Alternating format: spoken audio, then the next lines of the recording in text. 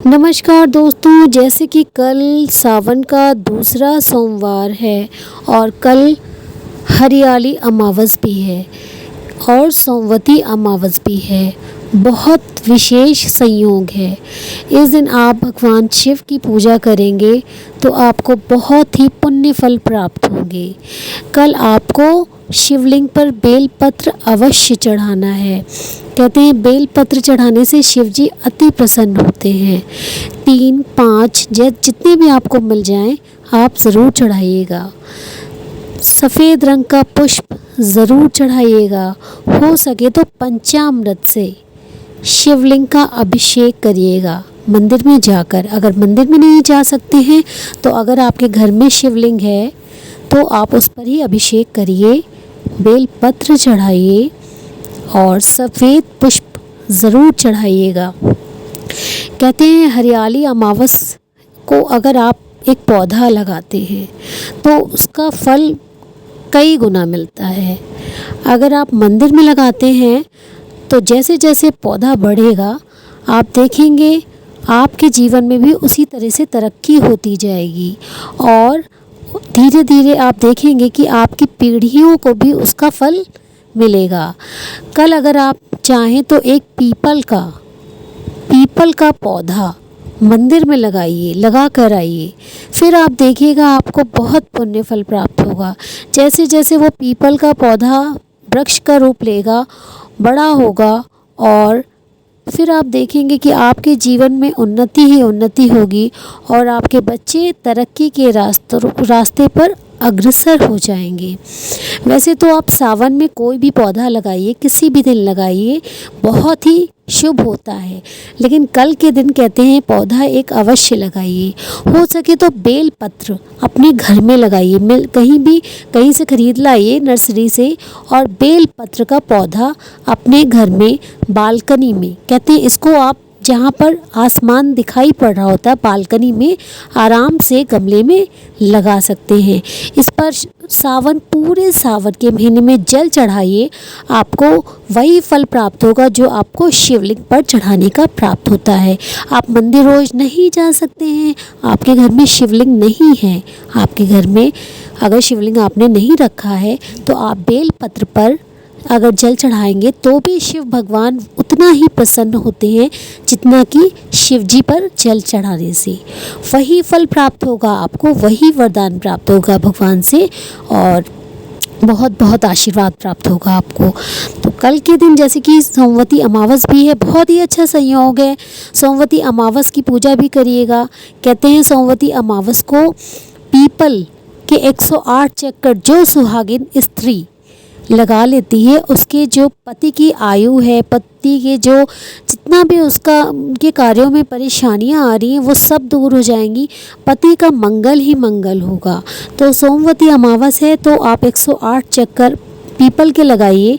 अगर पीपल के नहीं मिलता है पीपल का वृक्ष आपको चक्कर लगाने के लिए तो आप घर में जो आपके घर में तुलसी जी हैं उन्हीं के 108 चक्कर लगाइए और कोई भी, चाहे आप 108 फल लगाइए, चाहे आप 108 कुछ भी मेवा लगा दीजिएगा, कोई भी आप 108 चीज़ें भोग के रूप में लगाइए और एक चक्कर लगाइए। एक चीज़ को आप चढ़ाइए तुलसी माता पे या पीपल पे और फिर दूसरा तीसरा इस तरह करके आपको 108 चक्कर लगाने हैं और हर बार जो आपने चढ़ाना है जैसे कि फल हो गया कुछ भी चढ़ाना है वो पूरी 108 चीज़ें ही लीजिएगा और उनको चढ़ाइएगा।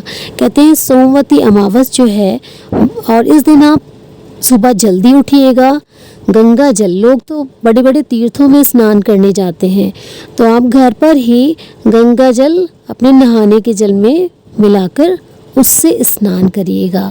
बहुत शुभ होगा, बहुत पुण्य फल प्राप्त होगा। और कहते हैं सोमवती अमावस भी है, हरियाली अमावस भी है, बहुत अच्छा संयोग है। कहते हैं इससे आपके पितृ जो हैं वो तृप्त हो जाएंगे। अगर आप कल कोई पौधा लगाते हैं और पीपल के वृक्ष की अथवा तुलसी के पौधे के 108 परिक्रमा करते हैं तो आपको बहुत शुभ फल प्राप्त होंगे। आपके जीवन की जितनी भी परेशानियां हैं सब दूर हो कर देंगे शिव जी, और शिव जी का पार्वती माता के साथ अच्छे से पूजन करिएगा। पार्वती माता को हरे रंग की चूड़ियाँ चढ़ाकर आप उनको धारण कर सकते हैं प्रसाद के स्वरूप में, और सुहाग का सामान चढ़ा दीजिएगा।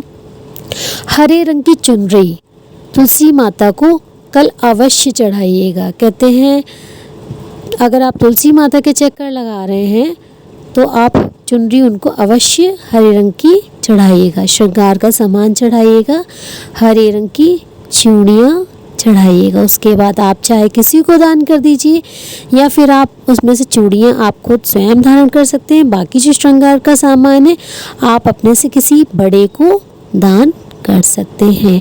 तो कल का दिन बहुत शुभ है, इसलिए मैं आपको बताने आ गई। और इस वीडियो को ज़्यादा से ज़्यादा शेयर करिएगा, और मेरे चैनल को सब्सक्राइब तो ज़रूर करिएगा, क्योंकि मैं आप सभी के लिए रोज़ वीडियो बनाती हूँ। और कल का कहते हैं अमावस है, किसी को दान अवश्य करिएगा। कहते हैं इस दिन किया गया अन्न का दान, जल का दान बहुत अक्षय पुण्य फल प्राप्त आपको होंगे। कहते हैं आपको जो पुण्य प्राप्त होंगे वो अक्षय होंगे, ना ख़त्म होने वाले, कभी भी क्षीण नहीं होंगे, कभी भी ख़त्म समाप्त नहीं होंगे। तो कल का दिन बहुत ख़ास है, तो मैंने कहा आपको बताने आ जाती हूँ, इसीलिए आ गई। मैंने आपको सोचा बता दूँ। तो ज़्यादा से ज़्यादा वीडियो को शेयर करिएगा, और चैनल को सब्सक्राइब नहीं किया है तो कर लीजिएगा, बेल आइकन को प्रेस कर दीजिएगा, जिससे मैं कल जो वीडियो बनाऊंगी उसका नोटिफिकेशन आपको मिल जाएगा। और 108 बार ओम नमः शिवाय का मंत्र ज़रूर जप करिएगा, और हो सके तो मेरे वीडियो में ओम नमः शिवाय का मैंने वीडियो डाला है, वो उसको श्रवण भी कर सकते हैं। अगर आप नहीं बोल सकते हैं, बीमार हैं, नहीं बोल सकते हैं 108 बार, तो आप श्रवण कर लीजिएगा, सुन लीजिएगा, तो भी वही पुण्य फल मिलेगा। और मन ही मन तो आप नमः शिवाय हर समय जप सकते हैं, वही फल प्राप्त होगा जो आपको रुद्राक्ष की माला से जपने का फल होता है। तो बस कल अच्छे से पूजा करिए शिव जी की, पार्वती जी की। एक पौधा ज़रूर लगे, जितनी बातें मैंने बताई हैं सब फॉलो करिएगा, फिर देखिएगा आपके जीवन की समस्याएं यूं चुटकियों में दूर हो जाएंगी। तो मिलती हूँ कल एक अन्य वीडियो के साथ, तब तक के लिए हाँ मेरे वीडियो को शेयर ज़रूर करिएगा। सबको ये धार्मिक जानकारी प्राप्त होनी चाहिए, किसी को नहीं पता है, नहीं ध्यान है कि कल अमावस्या है, तो सबको पता होना चाहिए। जो भी पूजा करना चाहता है पूरे मन से करिए, पूरे भाव से करिए, ईश्वर आपको सब कुछ देंगे, आपकी सारी परेशानियां हर लेंगे। क्योंकि ईश्वर जिसको अपना बना लेते हैं उसको किसी और की आवश्यकता नहीं होती है। सब बेकार है, पूरी दुनिया बेकार है। जिस ईश्वर ने जिसको अपना बना लिया है फिर उसको किसी चीज़ की इच्छा नहीं रहती है। तो फिर कल आती हूँ, वीडियो बनाती हूँ आप सबके लिए, मिलती हूँ एक अन्य वीडियो के साथ। तब तक के लिए लाइक शेयर सब्सक्राइब कर लीजिएगा। Okay, bye bye, take care everyone.